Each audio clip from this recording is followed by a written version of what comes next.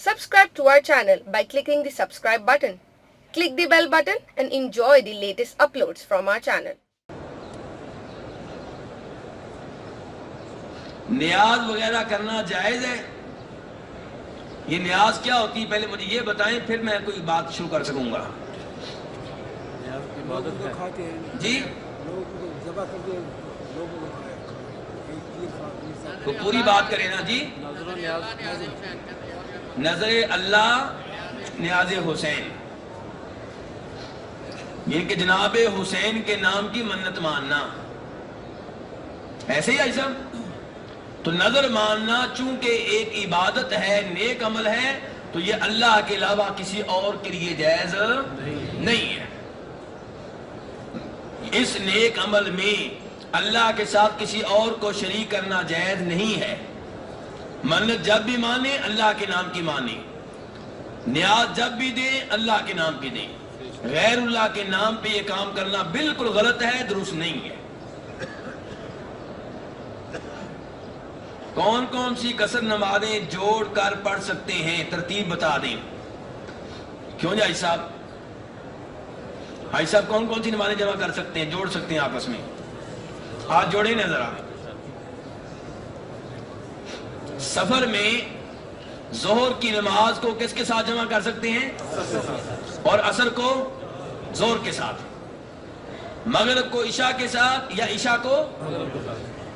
یہ ڈبل لفظ کیوں بولتا ہوں؟ کیونکہ ہو سکتا ہے کبھی آپ کو ٹائم ملے سفر میں ظہر کے ٹائم نماز پڑھنے کا، تو پہلے آپ ظہر کی 2 رکعتیں پڑھیں گے، پھر اسی ٹائم پہ عصر کی 2 رکعتیں پڑھ لیں گے. اور کبھی بس رکے گی ظہر کے ٹائم نہیں بلکہ عصر کے ٹائم. ٹرین رکے گی ظہر کے ٹائم نہیں، عصر کے ٹائم. تو پھر عصر کے ٹائم پہلے آپ ظہر کی 2 رکعتیں پڑھیں گے، پھر عصر کی پڑھیں گے. ایسے ہی مغرب کی نماز کو آپ جمع کر سکتے ہیں عشاء کے ساتھ، عشاء کی نماز کو مغرب کے ساتھ. اور فجر کی نماز کسی نماز کے ساتھ جمع نہیں ہوگی.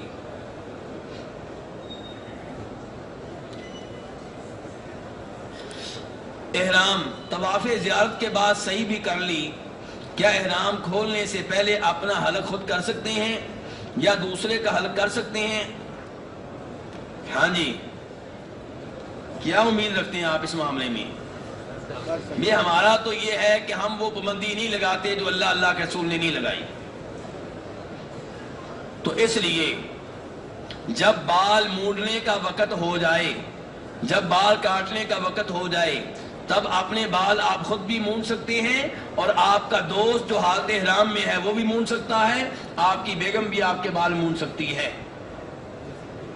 کیونکہ مثال کے طور پہ آپ عمرہ لے لیں، عمرے میں آپ نے طواف کر لیا، صفا مروہ کی صحیح کر لی، اب بال کاٹنے ممنوع ہیں کہ واجب ہیں؟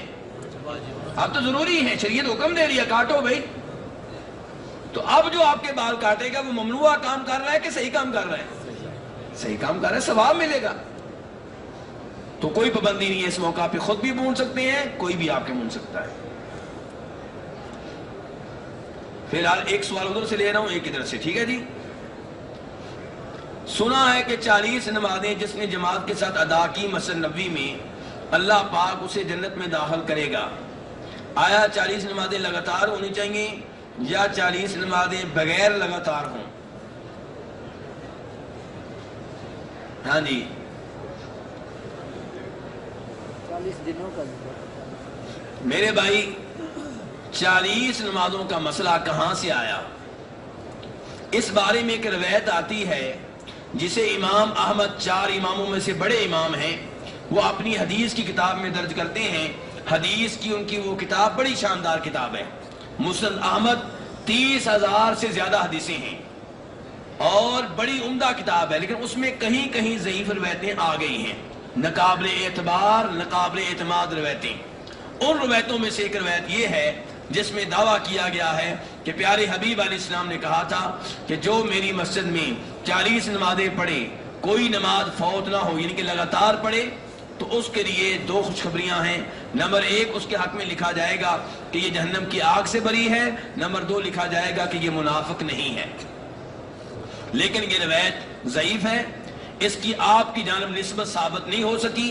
منسوب کرنے والوں نے منسوب تو کر دیا لیکن ثابت نہیں کر سکے، کیونکہ اس کے روایت کرنے والوں میں ایک راوی ہے نبیت بن عمر، یہ راوی نامعلوم ہے، مجہول ہے، اس کے قواعد نہیں مل سکے، اس کا ڈیٹا نہیں مل سکا، اس کی امانت و دیانت حافظے کے بارے میں معلومات نہیں مل سکی، اس لیے اس کی بیان کردہ روایت پہ اعتماد نہیں کیا جا سکتا۔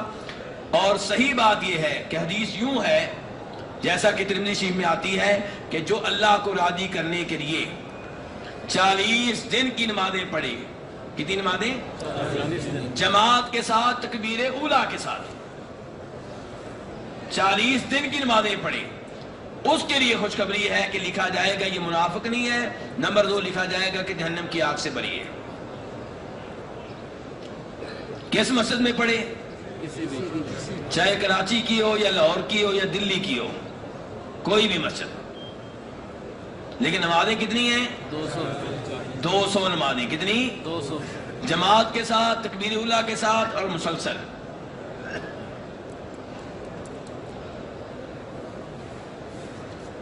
ہم نے زیارت کے لیے بدر جانا ہے، راستے میں میقات ہے، تو کیا ہم پہ عمرہ فرض ہو جائے گا؟ اگر آپ نے زیارت کر کے واپس چلے آنا ہے یہاں مدینہ تو پھر آپ پہ کوئی چیز فرض نہیں ہے۔ لیکن جب آپ حج کے لیے مکہ جانا چاہیں گے اور میقات سے گزریں گے تو شریعت کہتی ہے میقات سے گزرنے والا احرام باندھے، حج یا عمرے کی نیت کرے، تو اس لیے آپ عمرے کی نیت کر کے جائیں اور وہاں پہ عمرہ کر کے حلال ہو جائیں، پھر مکہ سے حج کی نیت کر لیں۔